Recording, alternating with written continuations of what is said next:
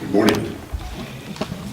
My role in the service this morning is to reflect on the power of music, and particularly the connection of music to mind and body. I think I was asked because of my history as a psychology professor. The assumption was that I might actually remember a few things from this big part of my life. I have to confess that I have thoroughly enjoyed reviewing the materials related to this subject, and it feels like a privilege to me to be speaking to you about mind, body, and music connections. I picked up a lot of trivia in this last while. Fran mentioned water music, and water music was commissioned by King George I for Handel to write it because King George I thought his memory was going. So I just thought that was a bit of trivia. I won't share any more of that kind of trivia. Music has always been a huge part of the Christian tradition. The Psalms in the Jewish tradition were sung. We at Winfield United Church have carried on the long-standing tradition of music as an integral part of the worship experience. I think we have reason to be proud of the fact that our minister, Jim Hanna, wrote the song of praise we just sang, the words of which come from Psalm 96. Psalm 96 also makes a strong statement of the embeddedness of music in all of nature. The sea, the sky, the fields, the forests, and everything in them, all sing their songs of praise. Music extends well beyond the Christian tradition. It's been present in every culture ever studied throughout history. There's even evidence of music in prehistoric times from the findings of flutes carved from bones. It appears that music has been part of the human journey from the beginning of humankind. I believe that music preceded the presence of humans, and that it began with the sounds of earth and sky, of tides and storms. Don Campbell, in a book called The Mozart Effect, refers to music as the primal breath of creation. From the first cry of life to the last sigh of death, we are enveloped by sound and vibration every moment of our lives. The cries of babies just a few weeks old have been found to contain some of the basic intervals common in Western music. What we think of as music is these sounds and vibrations organized in sequences and patterns. On a personal note, music has brought me a lot of joy in my day-to-day life over the years. As a child, I took piano lessons. As a teenager and a young adult, I sang in choirs, an activity which I enjoy again in my retirement. As a family, while my dad was alive, he had a recurring request that the five of us siblings, along with our spouses, sing the Hallelujah chorus at every celebratory occasion, whether it be his birthday, Christmas, or just a Sunday dinner.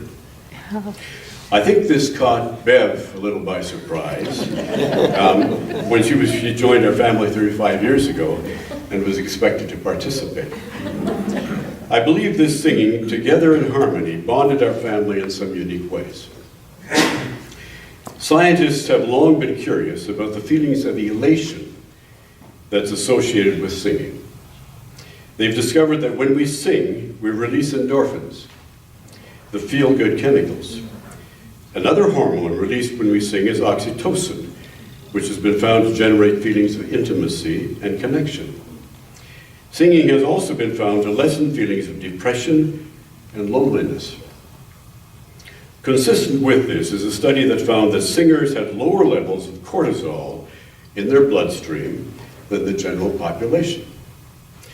When we have elevated levels of cortisol, it makes it more difficult to lower levels of anxiety and stress, and therefore it inhibits the immune system. So high levels make it more difficult to fend off disease. Fran, at a recent choir practice, asked us choir members to write on a piece of paper why we sang in the choir. There were different responses, many about the enjoyment of singing and harmonizing with others.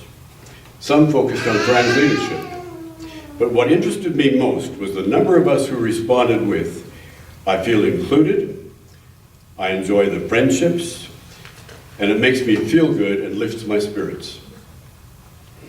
I wonder whether those of you in the congregation might have experienced similar feelings of connection and bondedness as a result of singing together, and I think this also applies to playing together, playing an instrument together. Studies have found that multiple heartbeats can begin to synchronize when we sing together.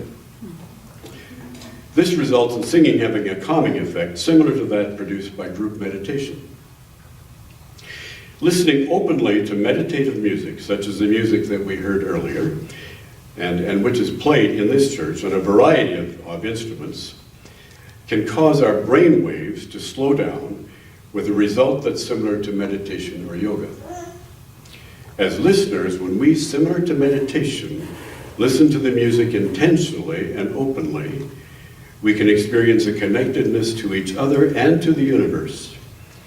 For me, this connectedness is an expression of the God Spirit.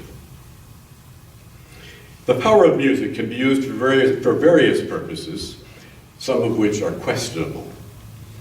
For example, there are paces and rhythms that are used to march people to war, or to arouse feelings of invincibility or anger, as in the Hitler era.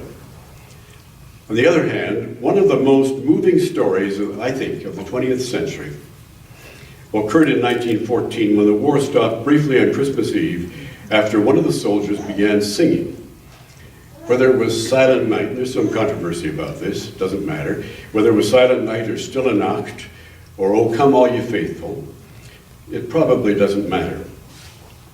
What does matter is that the soldiers on both sides joined in and sang together in their respective languages. They came out of their trenches, they declared a temporary truce. They gathered up their wounded and dead, and they buried their dead. They even exchanged cigarettes and mementos before they were ordered back to the trenches. My hypothesis would be that had the rank and file soldiers been in charge, the war would have ended much sooner than it did. I'm sure we've all experienced the connection of music to emotion. There are times when we have an emotional response to a piece of music and may wonder where it comes from. We may, for example, feel sadness or intense joy after hearing a piece of music. With new brain imaging techniques, an area that has drawn interest in the last decade is the medial prefrontal cortex. This area of the brain seems to link music to emotions and memories. When, for example, you hear a meaningful piece of music from your childhood, this area lights up. Activation is strongest when the song evokes a particular memory. When I was a child, and that's a while ago, a song that was sung every Easter in my church was Up From the Grave He Arose. Even when I think about this song today, I have images in my mind of sitting on a particular church pew and hearing and feeling, not only hearing, but feeling the sounds of the singing, of the organ, and the piano.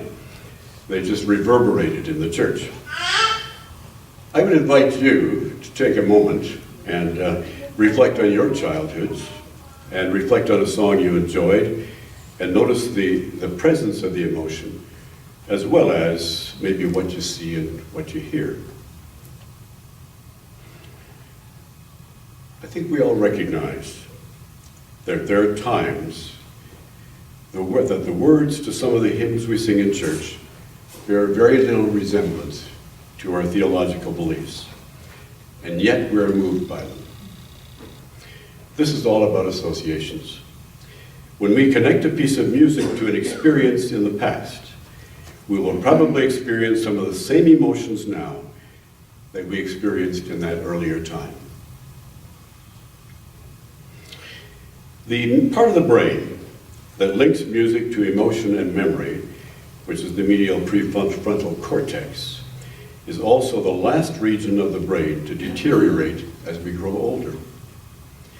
This is one of the reasons why music therapy has been so powerful with people dealing with dementias and or Alzheimer's. Some Alzheimer's patients are able to sing along with tunes from their youth, after all other memories are lost. There's so much more that could be said about the power of music. Music has been shown to help adults regain their ability to speak after a stroke. Music can stimulate verbal functions when other methods fail. Kirk Douglas, after a major stroke, was unable to speak, but was able to sing his acceptance speech for a Lifetime Achievement Award at an Academy Awards.